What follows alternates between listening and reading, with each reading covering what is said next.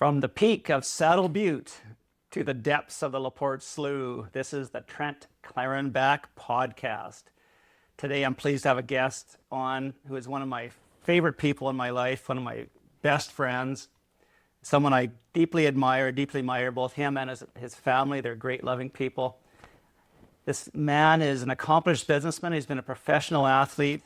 He is one of the most interesting people that I've ever met in my entire life. I'm going to enjoy this conversation. I just know it, and I hope you do too.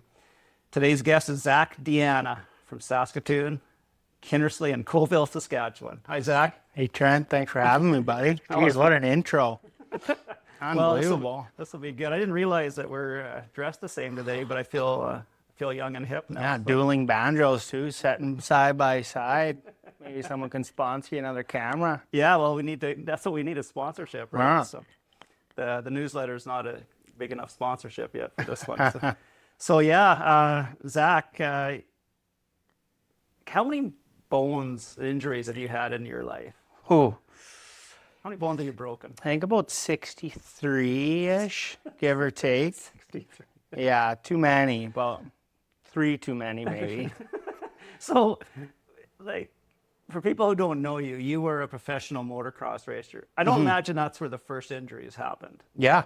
Oh, really? Yeah, I was 8 years old, and I was just naturally gifted on a motorcycle, and I also had a father that was quite hard on me. Wanted to, he was probably as competitive or more competitive than me deep down, and it's like a big jump in Bruderheim, Alberta, and there's only like big bikes doing it, and he goes, "You can do it." I'm like, "I think so too." And I was 8. It was about 120 feet, and she was a 2-day race, so sure as shit, day one, he went over to the lip, and I would just remember it. Wouldn't be a big jump when I was young. He'd, pin it, and started hitting this jump. Well, by the second day, I remember it just very vividly. It just was a little bit dry, so he wasn't getting the drive, so I was really pulling up on it, and I think it was second to last moto, the last time I went super nose high and didn't tap my brake and made it no problem. And my dad was like, "Hey, you start tapping your brake." Yeah, Pop, don't worry about me. Well, sure as shit. Freaking, yeah, came around, pulled up super hard, and the back kind of preloaded out. Like nothing came up. It just inertia went straight. And I was basically vertical in the air, couldn't get anywhere, so I grabbed the bike, threw it, and running in the air, and landed on my feet. And my dad was there, I think, and dragged me aside. I'm like, "Dad, my feet are itchy. Like, what the hell's wrong?" And he took my boot off, my left boot, and then my tibia and fibia came right out of the skin. He goes, "Nope." Put the boot back on, and that was kind of the first one. I broke my tibia, fibia on both legs, and then shattered my feet. Wow. At 8 years old? At 8, and then I kind of got through that. I don't know, it was a long road. And I got my cast off about 2 days later. Obviously, you can't walk. You were for 6-7 months, so super weak and don't want me to do anything. And I, stubborn and kind of just whatever. Grabbed a pedal bike and was pedal biking, and I tried to just get up a little hill and couldn't, and fell over and then re-broke the one, just a little hairline fracture.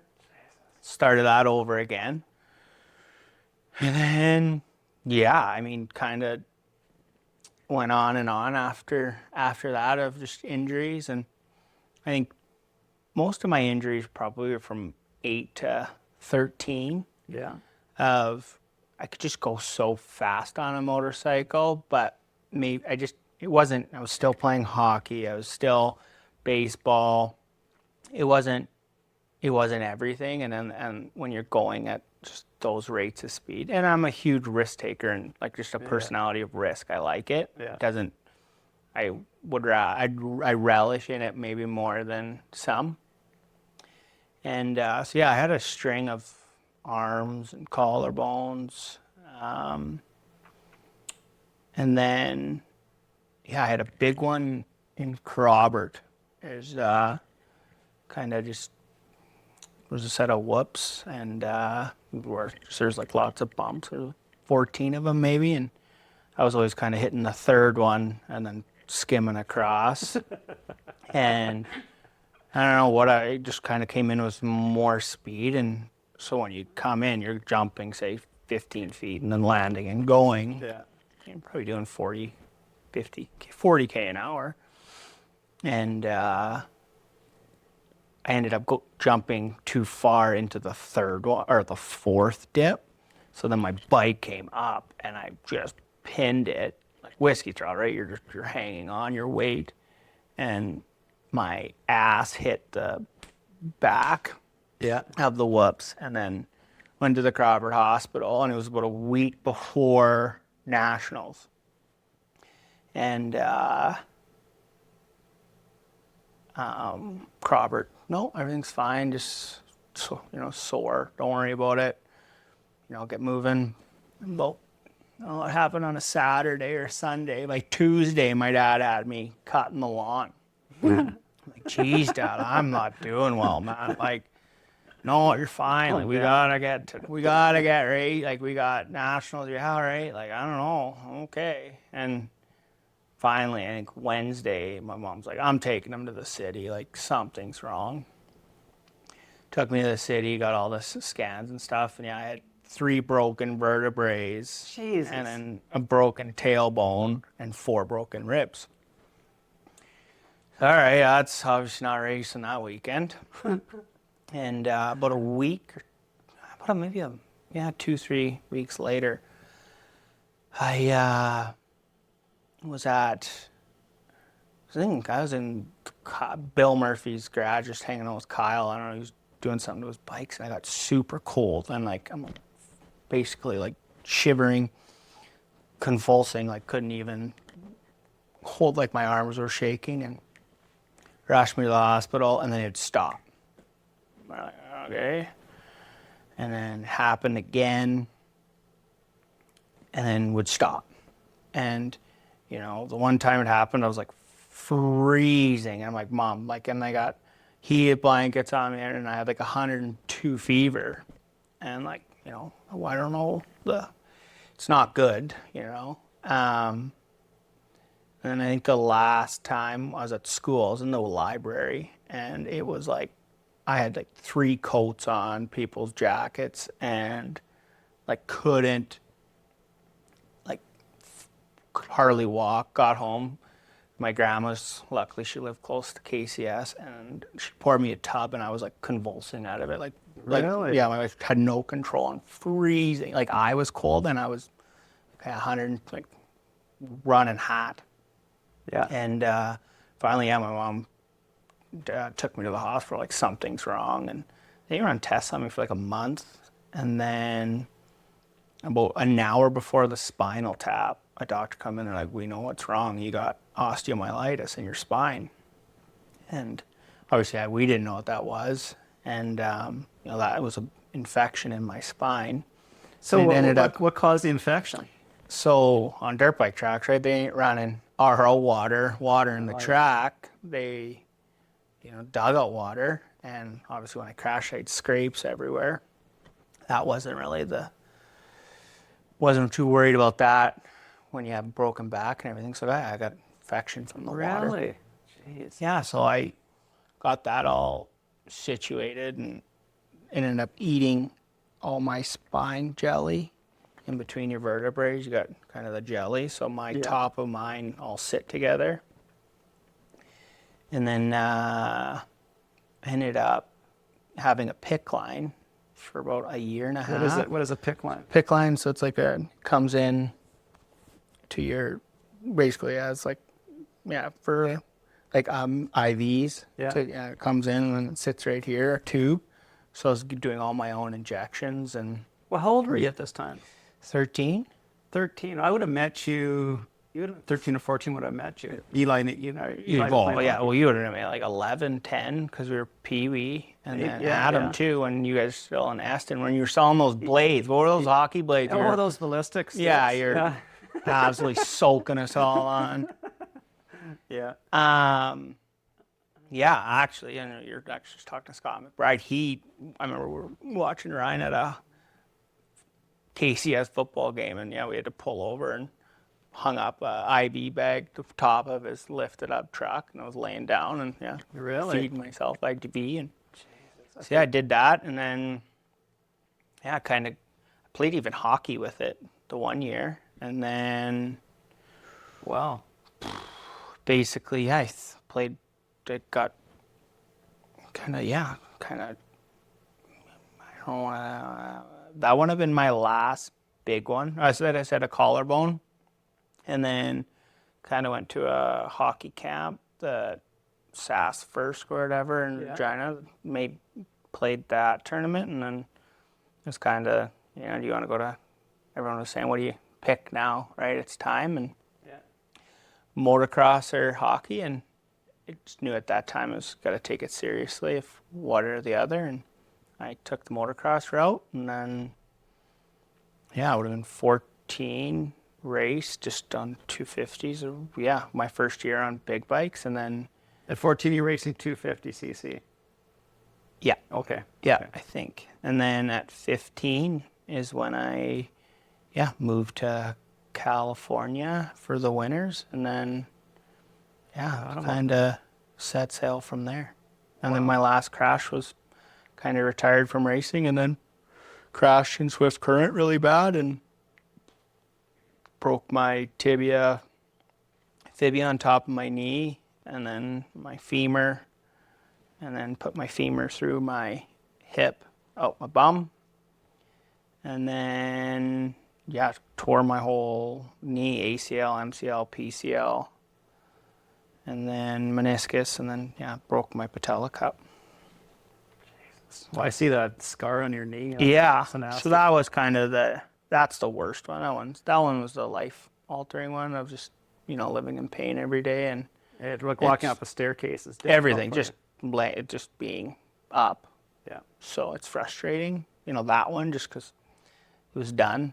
You know, racing was done. I already had the business started, and you know, that kind of changed the trajectory. What year were you done racing then? 2013 was my last And year. you would have been 17. 17. Okay, so you raced till you were 17 years old. So Yeah. where were you? You were down in California for how many winters? 3. 3 winters, training down there year round. You raced throughout the States then, or? Yeah, so I do some stuff in the States for sure. But then we would come home in May, and then we would do May till August, the Canadian series from basically Nanaimo all the way to Moncton. Yeah. So Brunswick, and then I get home like the last week of August. And then I'd be kind of just planning, you know, do some local stuff and local races, and then go to school for 4 or 5 months, jam in school, and then rinse and repeat. Yeah. That's a wild time. That's quite a Yeah, it was step. not. It was, at the time, I think, like, I always say I wish it was like, oh, this is life. Like, this is normal, right? And you're with your peers that all do it. And I never really thought it was going to end as soon as it did. Like, I didn't think I was just going to be like, okay, I'm done one day. So, yeah, it was for those 3 years. Yeah, you feel pretty special and lucky, and good stories and a lot of maturing. You know, you got to mature at such a young age. So, I was 15, and mom and dad got there, stayed for 2 days, and see you later. See you in May. So you had a coach or something you were staying with them? So the first year we stayed in my mom and dad's motorhome on a private facility. Okay. So it was tough, like dealing with a bunch of different personalities of, like, you know, it was tough sometimes of persuading people, to get groceries and stuff. It's like, 'cause I couldn't drive. Oh, I see. So I was like, we were out in basically no man's land. So it's like you're, trying to entice people to get help. I need groceries or this and that. And maybe it wasn't how the trainer sold it to my parents. And I was like, I'll figure it out. And then, that first year was, you were staying by yourself then? yeah. 57, I guess. So, yeah. Wow. Basically after that, we, I guess the second year then I was on my own, but in a house. Yeah. And, which was cool. The second year was cool. My family friends had a place there, and it was an old Rockefeller home. Oh, really? So it was huge, and it was all glass. It was like 7,000 square feet just to myself. Really? In a private gated golf course community, and they had like a Bentley golf cart and stuff. And you rudder rip. And so that was fun. Like that was a fun few months of, living there. And then second year, we ended up having there's another house you could rent there. So that's actually where I stayed again for the third year. Wow. Which was quite fun, Phil Mickelson was golfing there, and like Ricky Fowler, and it was pretty cool to see that. And then, it was busy, right? I trained 5-6 days a week, and then on Sundays it was, groceries and. You get someone to get you groceries. I guess you're living in the city. And I could drive at 16, 17. So, yeah. It was fun. But it was kind of, maybe there's times where I wish you would have maybe took it in a bit more, but it's all right. Well, you're young and on your own. Yeah, I didn't really think anything of it. There's some limitations to what you're capable of doing. That's right. Yeah, that's right. So then, so you, like Eli played hockey with you in Bantam, I guess. Yeah. Yeah. And then Bantam, I remember you playing hockey, or, if you don't know Zack, he wears his heart on his sleeve, and he's a very, very passionate individual, and it was very, very entertaining to watch. Yeah. Because you went hard, and there was no slowing down, and I think that's your personality. Yeah, I've tried to tune it, but I can't. I'm not doing it. Whatever. It's you. Right? Yeah, if you don't like page 1, you ain't gonna like page 2, and I'm okay with that. So. Yeah. So okay. So you 17 years old, and Zack's quite an accomplished entrepreneur, quite an accomplished business person. I'm not sure where he wants to, how far deep he wants to go into his businesses, but I'm in awe of what he's accomplished at a young age, and or what you and your family have accomplished, I guess, right? And I think it's quite amazing.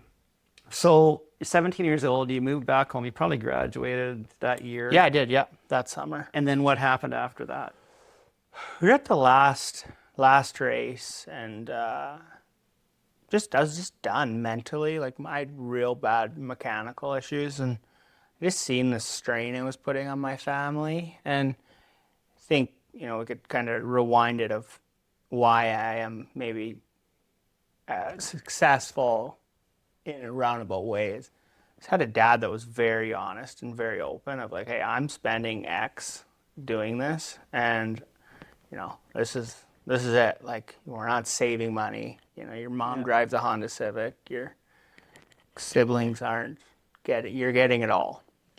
And I knew that, and I was in California, and it'd be like, hey, we're spending 16 grand a month on you being here. Like, what are you gonna show for it? And the last year was kind of my year. All the guys that were winning, I was beating them, and all the, I guess,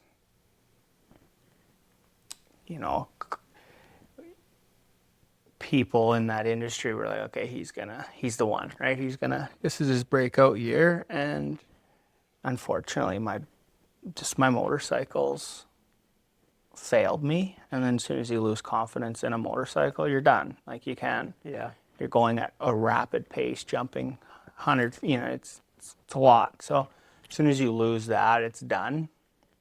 And I just mentally was like drained and didn't believe in myself. And I don't think I had the best support system with my family. They're honest about it. Like, we wanted success now, right? 17 years old, and it's like, we want it now. And maybe if we would have stuck it out, could have been a champion and went on and on with it. But anyways, I guess, yeah, I was done.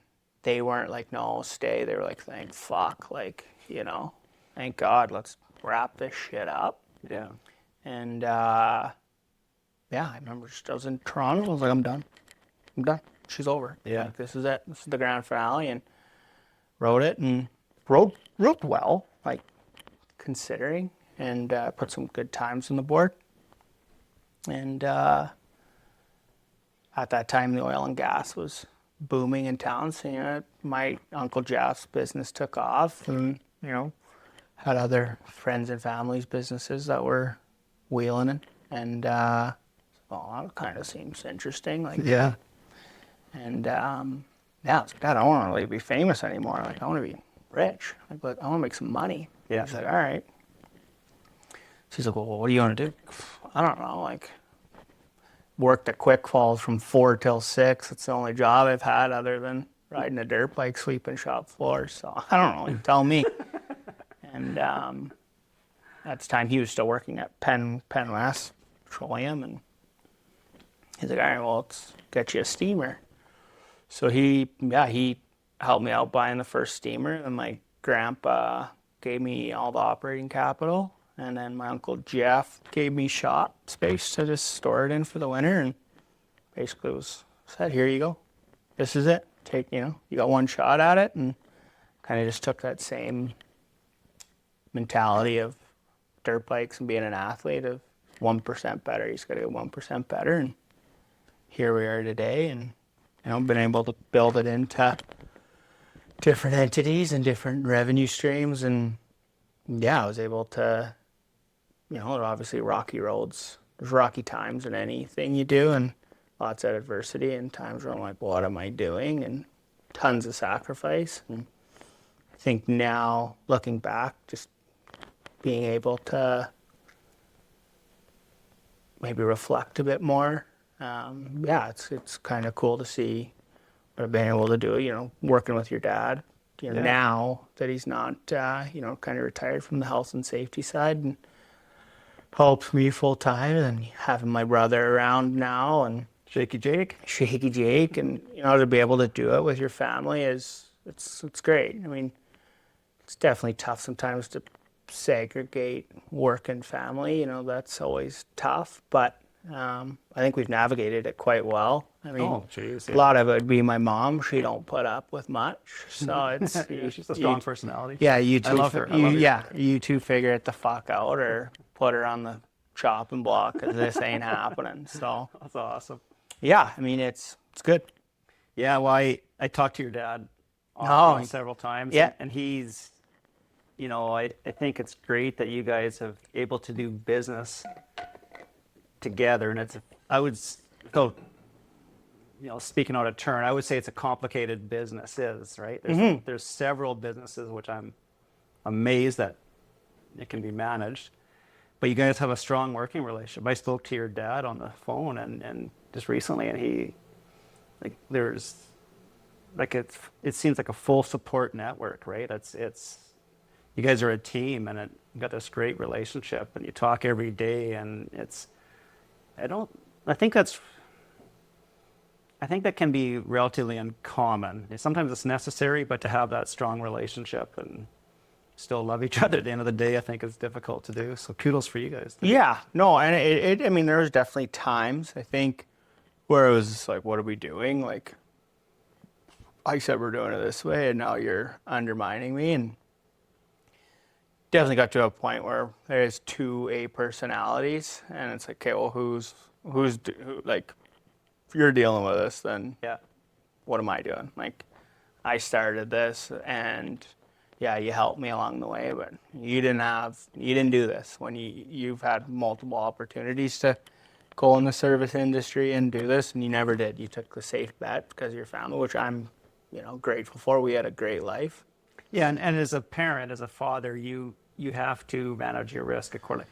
You had, when you're growing in your early 20s or late teens. I had none. It was just all nothing to lose. Risk tolerance is totally different. Yeah. Than, so, there's, I don't know how many years ago, but yeah, he's really been able to step back and, okay, how do you want to attack this? And maturity on my level, it's like, I don't know, what do you think? We've been able really to find the niche of how we want to communicate, and there's strong attributes that I have that he doesn't, and there's just abundance that I would always say he's one of the smartest men I know of. He's so knowledgeable in so many things, and I always call him, he's an elephant. Like, he can read something or watch a YouTube, and he's like, we can do that. No, we fucking can't. Yeah, we're going to do it. All right. There we go. So, well, yeah, you guys are everything from restoring, renovating houses to running oil field companies. Yeah, it's been at the same time. Yeah.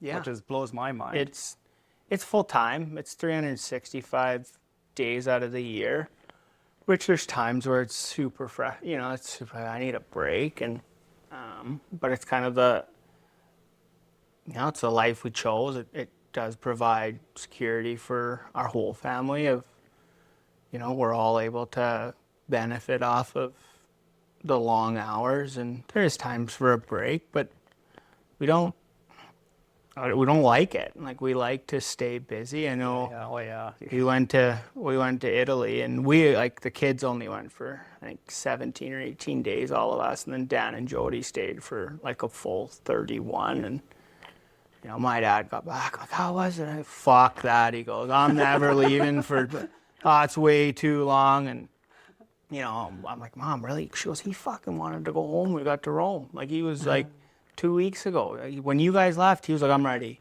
And it's like, why? Like, what? And she said, I don't know. We wanted to go home. And, my dad doesn't like to sit still. I always say, he'll come into the city to see, us for the day and have a bag packed. And no, I got to get home. There's stuff to do.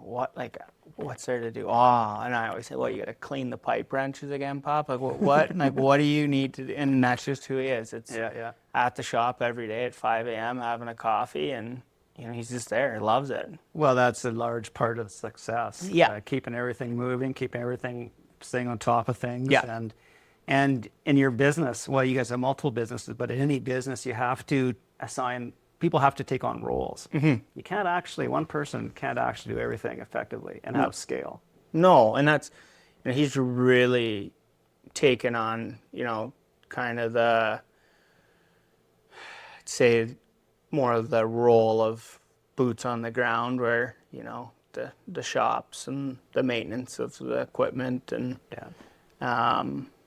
inventory, and making sure the guys are on their maintenance, and, keeping that. And then, I'm kind of on the other side of it of planning, organizing, the business development. Yeah, the development side of it, and making sure that credit cards are going to be paid, and forecasting where we're at, and client relations. And then kind of got my brother that he we our dust control business, me and him do together, which is a blast. And and then he kind of does all the on the investment portfolio side, and we went to school for it, which was great. So it was kind of like, okay, well, here you go. And so he kind of looks after all that side, and he's like, he's a lot more tech savvy than me. I'm still a pen to paper kind of guy. There's times where I'm like, Jake, you need to print this out for me, man. I can't read it on the computer. So he's like, fuck, all right. So, there's definitely times even on that side of the business, he's like, why don't we just automate it all and like put it in? I'm like, I want to write it down. Like, I like to write it down. And, so yeah, we're definitely learning each other's, strong suit, just personalities. Everything changes. I always say to Jake, I give him so much credit, because my personality is a very just get it done. You got a broken arm, use your other arm kind of person. Don't bitch and complain. Just get it done. Yeah. And he's not. He's just a little more sensitive, a little bit. He doesn't. You can't yell. You can't. You gotta. And maybe definitely at a younger age, I was like, you're a fucking pussy. Like, you're a. What are you doing? Yeah, when you say younger, how much younger is he than you? He'd be 27 now. So like 2 years? Yeah, 2 for sure. 3. And that's a big 2 years. Yeah, in our for sure. mind, right? Yeah. And there's definitely, we would have definitely our relationship has grown exponentially over the last 2 or 3, where it's like he's grown up a lot too, where Oh yeah. but he's the youngest too. So I mean, now what? Nothing's ever wrong with that guy. And down in Joey's eyes, which is, you get it once you have Oh, yeah, kids. So absolutely. yeah, I was like I said, I guess just going back, because yeah, massive credit to him, and you know, 'cause having a brother that you know, Jake used to just live in the motorhome all summer because Zach weren't racing. That's what we did, and then you know, I come home and start this business and start another one, and then he doesn't know. You know, I think he was a bit lost and maybe not envious, but it was like, well, you know, I don't want to work for him. I want to do my own thing, and Yeah. so I think we had our moments there, and then, you know, he's like, I want to do this finance thing, and he's brilliant, I and bet he is. so it was like, you Strong know, work ethic, too. yeah, so kind of, you know, found his niche and found his market to. He just wanted to be able to provide too, right? Have input, and Yeah. that was a huge thing. Where say, hey, you just deal with this, and you tell us what we need to do and what you need, and we'll look after it on that end. And it's been great. So I think that's incredibly wonderful, and maybe your mother's the one to make sure this happens. But you have a family. We haven't talked about your sisters yet, but just you and Jake and your and Dan working together. You guys have different skill sets. You recognize the different skill sets. You appreciate each other's strengths. You recognize each other's strengths and areas where they're strong and maybe not as strong in. yeah, And you work together. You don't, you know, you're not tripping over each other trying to necessarily do the same thing. You guys are focused on what your abilities are and go in that direction. Is what it appears to be. yeah, no, and that's spot on, and that's yeah. Mom's funny. She's the person that she'll go to Costco and have $2,000 of groceries, and her card won't work. Oh, yeah, I don't know. All right, let me call someone. Hey, Dan, my credit card, won't let me buy groceries. Oh, okay, well, I refilled it, like, yesterday. Well, I went to Winners, and then I went to Home Sense, and then, yeah, I'm here, and just not bothered, like, doesn't care, Yeah, like, yeah. I'll be right back, just 1 second. He's like, all right, yeah, no, fill her back, then I'll give you how much you need. And, you know, my mom doesn't have, my mom is so more family orientated than business oriented. It doesn't bother her of like, you know, she didn't have, you know, her lease was up in her car, and so I don't need a vehicle. What do you mean you don't need a vehicle? I don't need one. Like, well, Mom, like, well, no, I'll be fine. I'll just use one of the crew trucks. And she was playing musical vehicles for like 3 months. I was like, this is insane. And then like I caught wind, and she's going to look at Grand Caravans. She's like, oh, like a van would be sweet. I'm like, Mom, you're not driving a van. Like, you're not driving a van.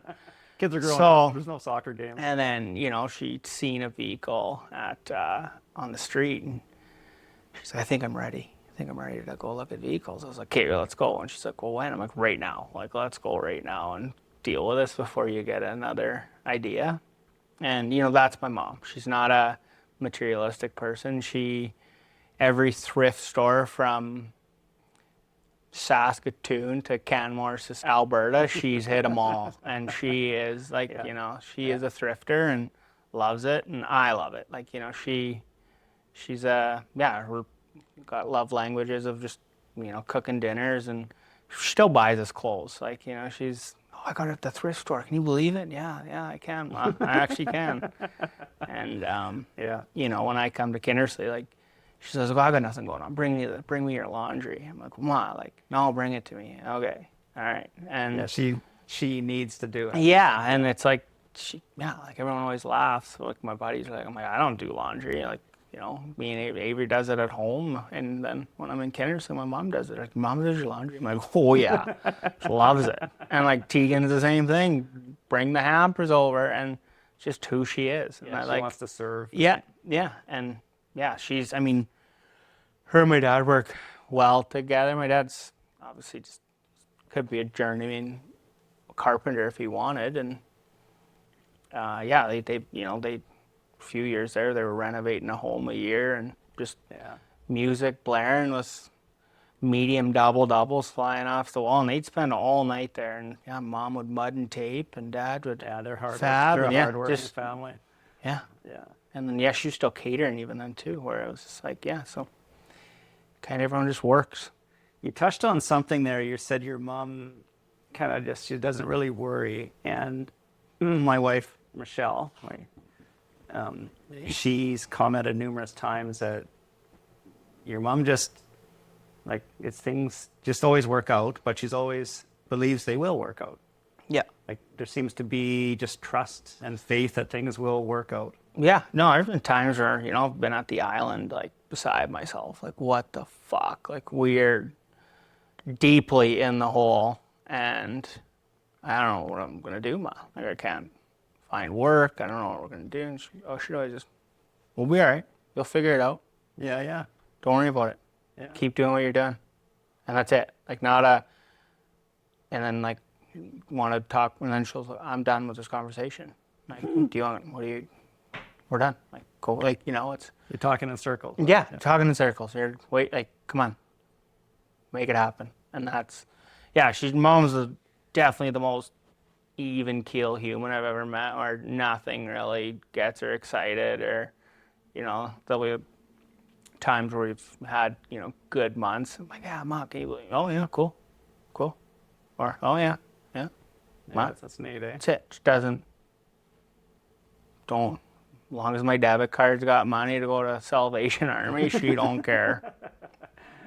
Yeah. Yeah, they're just a great people. I'm a huge fan. So. Yeah, no, at the end of the day, my success is just so much of the people that are so close to me of, where they've just entrusted me in their savings, right? There's times where, my dad was heavily involved with Penn West for 22 years, and obviously most people know what happened there, and, he had to restart, and with my racing was taking a massive amount from them. So yeah, my mom and dad, basically, I got the last of their 150 grand, and that was it. So, they put a huge amount of trust, and, they didn't, I think they're fucking nuts for letting someone, I'm like, what is wrong with you guys? How do you let that happen? Why? And they're like, my dad always you've always been motivated with money. You've always understood it better than most, and I wasn't good in school. Your dad was telling me that you guys would go to, you'd be young, be like 6 or 7. I don't know if you guys were traveling to hockey games or maybe motocross races, but with some of the successful businesses around Colville, and the father, I guess, the man he'd comment to your dad after, what's up with this kid? He's 6 years old. He's asking me these questions about fuel economy, efficiency, and how the business operates, really, at a very young age. Yeah, I remember, my mom always tells the story of, Shannon, the Barclays. Obviously, they were a well-to-do family in Colville, and they always came over. Shannon always came over, and it was when they got their new Jaguar, and I said, how much is insurance on one of those? And she's like, what? And then I go, what's a windshield? Those would be more, wouldn't they? And she was like, why the fuck are you asking? And I was always inquisitive. It was who, what, when, where, and it didn't matter. Even, just always. I'll always ask the question. If you don't want to tell me, it's okay. But to this day, I have no problem asking someone a personal question of how much you making? I want to know. So what's your lifestyle like? And some people will divulge it, and some others will be what are you talking about here, Dad? Yeah, but to be curious is why you're where you're at today. But you're also curious, but you're also showing interest in those individuals. Mm-hmm. Tell me about yourself. Mm-hmm. Oh really? How'd you do this? Tell me your life story. How'd you get there? How'd you become in this role? Right? Yeah. Yeah. So the motocrossing got these successful businesses. I'm always amazed at it because you guys, several businesses, blows my mind because I forget to pack my lunch half the time, right? I have the ability to really focus on one on one thing effectively. I get too much, I just can't. Like, for whatever reason, I can't manage it. So I'm always impressed with that. And so how do you, is it some lessons learned through motocross? Is it, you're running several businesses, several large successful businesses that, like, you're on the phone, you have calls all the time. Mm-hmm. Okay, and we have that group, we get together, but you can't, for a variety of reasons, you're in a different life cycle than the rest of us, right? Right. So you have been able to, it's probably not the right time for you, maybe. Right. Unfortunately, but it'll be there when you're ready. Mm-hmm. But yeah, because like I remember in my business when I was really rocking and rolling my environmental company, the idea of being away from my phone for 2 hours was high stress moment. And that was just one business I was running. I'm guessing you're constantly putting out fires. You can't really, can you segregate that daily? You can't, or part of the day, or how do you manage this? Sure, I could, but it'd be a control thing. I think like whoever you have on the phone is it takes a special individual to run and manage businesses over the phone. And to me, it's just would be never worth me giving that up. I just know what would happen. Yes. It's nobody would be as invested in it as somebody that owns it. Owns it. Yeah, that's exactly right. So yeah, I mean, it's taken a lot. There's times where like I'll just need a week where I'm like, Dad, somebody needs to take this fucking thing because like I'm done. Yeah. And now with having so many different entities, it's basically September 1st all the way to July that it's every day and it's all day. And for people, most of them are oil field service companies, right? Yeah, like, I mean, you got you've got oil field and then some, like my dust control, that's more rural, RMs and towns and then, you got, the short-term rental side of Airbnbs and stuff. Yeah. So, I mean, it's just kind of a vast now at this point of just kind of a little bit More diversified. Yeah, quite diversified. So for those who don't know and haven't worked in the oil field service sector, I guess you might say, you get phone calls when you're a service provider. You get phone calls, almost not 24/7, but they start earlier and later than you wish. And when you get a call for your services, you don't have to ask when to jump. You ask how high, because the jump, it's typically right now. Yeah, I mean and you have to respond, and especially with the steamers, the steaming, the mobile boilers and steamers, it's definitely the hardest on me, especially having a family now. Just right, you'll get a call at 2 a.m. Yeah, someone 2 a.m. and it's like, okay, can he be here in an hour? What? He needs to be here in an hour. Well, how? You're like an hour from town. I gotta get him out of bed. I gotta warm his stuff. He's gonna need how long is he gonna be there? It's like, not to mention it's minus 45 and a blizzard. Like, no, it's not gonna be an hour. And at a younger age, it was very like, I have to please everyone. You have to. So it was like, I would jump out of bed, do it, get there as fast as possible, not grab a lunch, not warm my personal truck up, just run out the door. And, now I've gotten older and my clientele base is, I think, I have the people that support me in that sector. And I think we have a great working relationship where it's like, I'll get there as soon as possible. And they know that I'm doing my best. And, so it has gotten maybe just a little cooler, I guess. Emotionally of just, that side of it. And well, starting out in a business, you really there's different pressures. Yeah. And the need to please, and you, Yeah. you know, you think you try to over provide, and then you get older and get some comfort and Yeah. kind of realize that maybe they're asking, but maybe that's not the exact expectation, right? Yeah, I think it's just maybe, yeah, being able to just sit back and be like, come on, you know, and Yeah.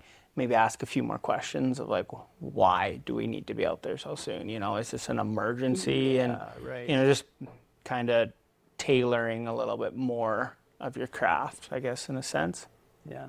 So that's like, you know, for me is definitely the most demanding on me, you know, was the family. And I don't dream of going, I can't go to the movies in the winter, or, you know, can't go out for dinners, or, you know, none of that, just because like I'll sit outside on the phone the whole time. Yeah. I think it's really being in that sector, and I didn't have the same business you have, which your demands were greater than mine, but it's really hard to take a break because you don't know when that phone's going to ring, Yeah. and you have to answer it. I think that too is one thing, but I think just the society we live in now with, you know, we do have a federal government that doesn't love oil and gas. They're not trying to boost it up or, you know, make it prosper. So it's almost, and you know, maybe it's just who I am, but I always think it's the last call. Like, what happens if no other calls come in, right? Like, you have to take it. Yeah. And, you know, me and my dad's models is never say no, make it work. And I can say in 11 years of business, we've never turned down a job. Yeah, That's me, you know, starting out, I met my wife when I was 22, and there'd be times where I'd get to Delisle and turn around to go do a 4-hour job, or Thanksgiving, or, you know, you'd have, you know, Valentine's Day come in and sit down for a dinner and be like, I gotta go to work. And you know, that's those are the commitment is. yeah, but I just huge. don't ever, I always don't look at it as a negative, because the way we've been able to have a life and security, and I don't have an education. I'm not, you know, I work with my hand, you know, I have what I have because I can outwork people. It's not because I'm, you know, maybe I sell myself short some, but you know, it's, you got to work hard, and that's life. Life isn't easy, and it's not, you know, Rome wasn't built in a day, and it was kind of the first generation of making some, you know, making good investments and being able to make, you know, financial decisions once you're, you know, at that point. And I'm sure it'll be easier, you know, every year it seems to get easier and make the right decisions. So yeah, it's definitely changed, you know, being able to just be like, okay, I haven't seen my wife in a month. I'm going to go, but let me call somebody. And, you know, because I was young. I guess think I was 18 years old. I didn't have, you know, I'm a confident person, but I was very understanding of like, I can't push a 40-year-old man too far before he just quits, right? It was really had to tiptoe over the age gap for the longest time, especially in my industry, of like, it was 5-6 years where not one guy that I'd hire would do a night, like, you know, that 2 a.m. Because to me, it's like, you gotta earn the respect of your, you know, your peers and your employees. And, you know, I think I've done that. And there's still times where, you know, we've done flock tanks where it's full of mud and, you know, frozen, and I went out, you know, I popped an Adderall and I sat out there for 2 days and played in them, you know, pressure washed and steamed and got wet. And, you know, but those are just things you do you don't try to lead by example, not with an iron fist. And I also have a dad that if it's not me, it's him. Yeah. So And you'd rather it be you. yeah, and sometimes it doesn't even matter. He's still coming out. So Yeah. That's leadership, lead by example. Don't ask anyone to do something that You you're won't not willing do. to do. Yeah. yeah, and that's I've never said no, and I'd remember when I was first couple of years I was steaming out, washing out, lifting cow trailers full of frozen cow shit that the washout was broken, so it was like 3-4 runs with full, and did 2 trailers reeked, and those are just, and it was the 23rd and 24th of December, where those are just the things that I did at such a young age, whereas you do whatever it takes to Yeah. see this through, and then if it doesn't work, then at least you can't hang your head and say, well, I didn't try. And that's just try. You gotta try. You have to be all in. Mm-hmm. And you have to be all in, and hopefully you can learn to delegate and attract the right people, which you mentioned your dad, but you've also got I got great you brought partners on. I did, yeah, and that's I got great. My full-time employees are incredible. I would say that I got some of the best staff in our area, and it's constant compliments. Wow, thank you, and make sure to tell your guy thanks, and so they do make life easy, and we appreciate them as much as I would say they appreciate us of able to provide them with security and a better life. And I always say I always try to just put myself in their shoes when it's -50 and they got to steam a flow line or whatever. Like, would I want to do that for an hour wage?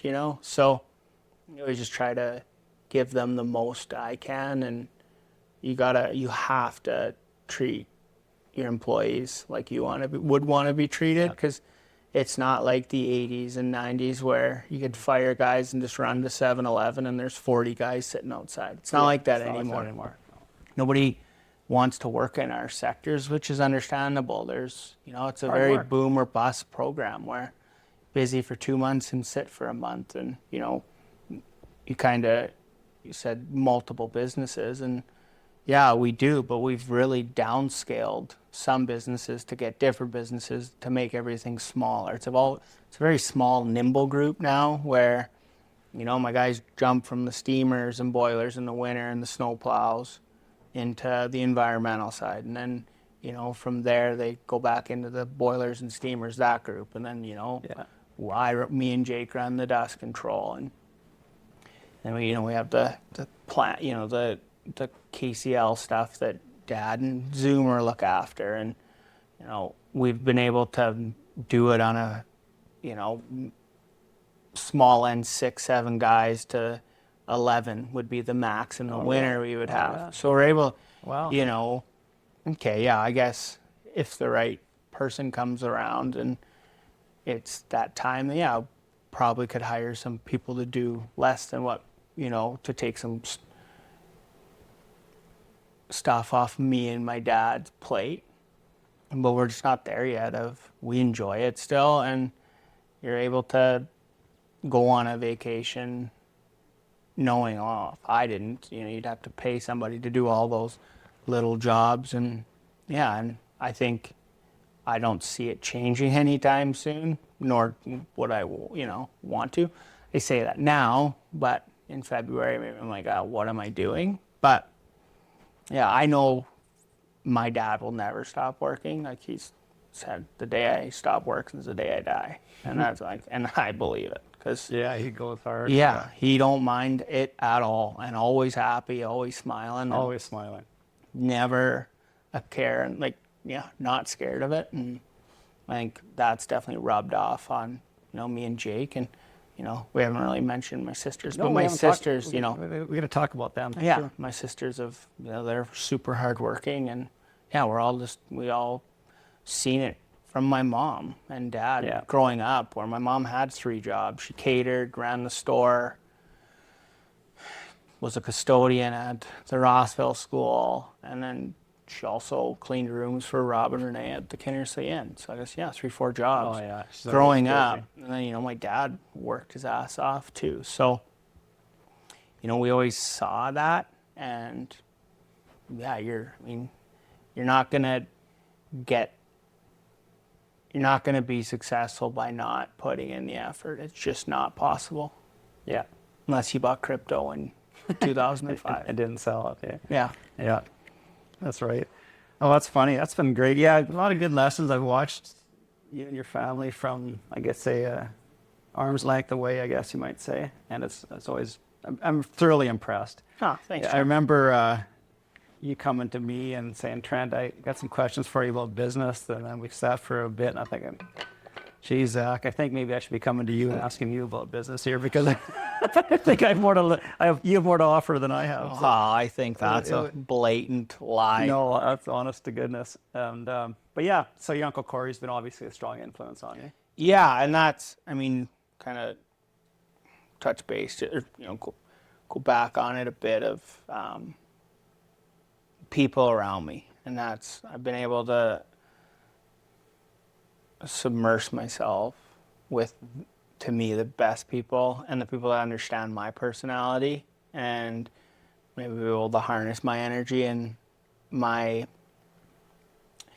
just, there's a lot of energy flying around. And, my Uncle Corey has been huge. And, between him and yourself and my dad, and, I got some really intelligent friends, and they've been able to, I would say, bolster my success by years, just because, they know I like it straight, don't sugarcoat it, tell it how it is, and then I can assess it from there. And yeah, it's worked well. And there's been times where Uncle Corey will call me and go, "You got to stop this," or "What are you doing here?" And, Is that right? "Why are you changing this? And why are you acting like this?" And it's like, "Oh, okay, yeah. Well, I don't really care about many people's opinions, but if I respect you and love you, then yeah, all right." Well, Corey's been a great support system and a great resource. Yeah, and a huge. Great uncle, right? Yeah, great. Yeah, and just a little background. This is the joys of a small community. Actually, when I transitioned out of agriculture, I worked with your grandpa. Yeah, Rudy. big roots. Yeah, when I was started the company there. Yeah. He was running he kept everything rolling, had the maintenance program and everything else. Had a lot of fun with him. Yeah. Yeah. So yeah, interesting. And we should we should just talk about your sisters a little bit. However, what are they doing, and what do they got going on? Yeah, I think, Tegan obviously's got her master's in education. And Yeah. she's working at the Elizabeth School. She was, she kind of did the maybe more traditional 20s of, went to Peru, went to Africa, and did some traveling. Those aren't traditional. Well, I think a lot of kids like to go out and, at least I wish I did. enjoy. I wish I did. I said maybe not traditional, but Yeah.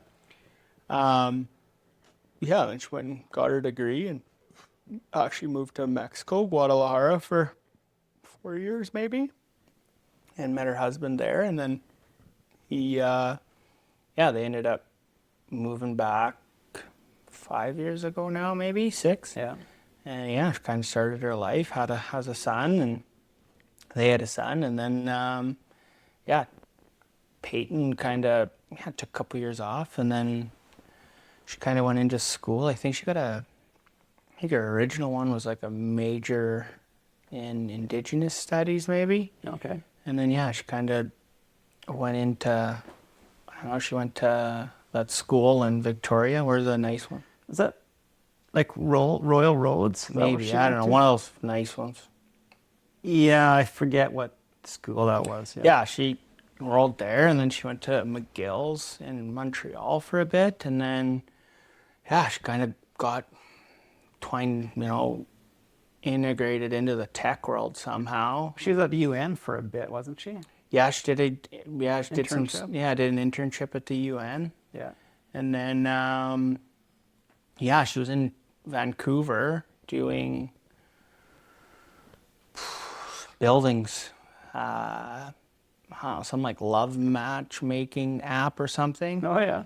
Yeah, Yeah. and van, and then met up with a couple tech bros, I always say, from New York, and they offered her a job in New York, and yeah, she worked that, built, I don't know, 3 or 4 startups maybe for 4 or 5 years, and that life's just mental of strain, and Oh, I bet.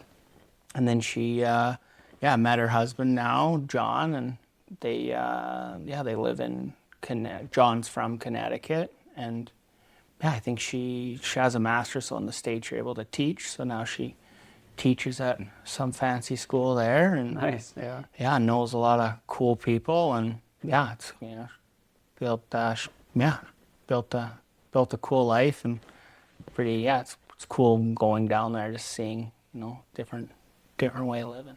Yeah, we're friends we follow each other on Instagram, and she posts regularly. It's a different lifestyle than what I'm used to, I think most. I Yeah, don't yeah. think many are used to that. No, It's no. different. So But go back to Tegan for a minute, and I've lived in 3 places in my entire life. Etonia, I moved to Saskatoon, where I live now, back to Etonia and Kinnersay, so 3 different places, 2 hours apart, 260 kilometers apart.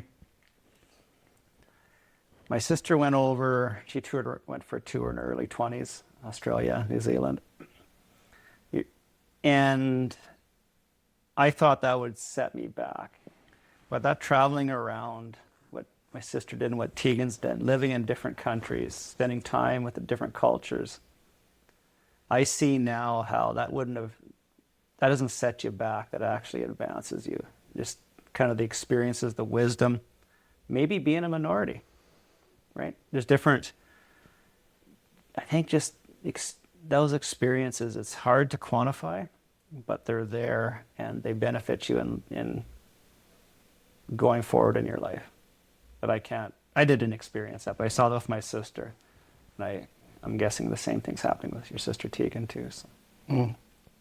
yeah, I think so much pressure on kids now to get out of high school and then straight into university. And it's like, well, you don't want to be there, then I don't think anyone excels in much if you don't want to be there. Right. And you're not, some people need some growing up to do, or maturity, or just curious of other things to do. And I think I would, there's abundance of people I know of, friends maybe more on Avery's side of, coming out of school with just abundance of student debt because it was, Yes. I'm going to be a pharmacist, I'm going to be a teacher, I don't want to be a teacher, I want to be a lawyer, or they kind of jump around and spend all this extra money on tuition. It's like you don't really know where you're at, and that's... How do you know at that age? You think you know, but you really... No, and that's, yeah, I think 18 it's a tough, there's always a lot of growing up to do at 18, doesn't matter who you are, and yeah. Yeah. Well, Eli spent 2.5 years in school and decided that wasn't for him, and there's been no regrets. No. From either one of us on that. So. Well, this is interesting. I think next time we can maybe talk about some F1. Maybe we'll talk about some wedding speeches, but we'll leave that for another day. Okay. I think I've taken up a lot of your time, and I really appreciate you coming in here. No, thanks for having me. Appreciate it. And whenever I visit with Zack, I get little nuggets of wisdom that I take home, and I may not understand what I'm learning at the time, but when I get home and I think about it, and I always come home a little bit with more knowledge than when I appreciate that. good. So. Most of the stuff, half the shit, I don't know what I'm saying, so it's good that you're dissecting it for me. Yeah. Oh, that's good. Well, thanks, Zack, and we'll be look forward to our next coffee. Yeah, till next time. Okay. Thanks. Okay, thanks, buddy.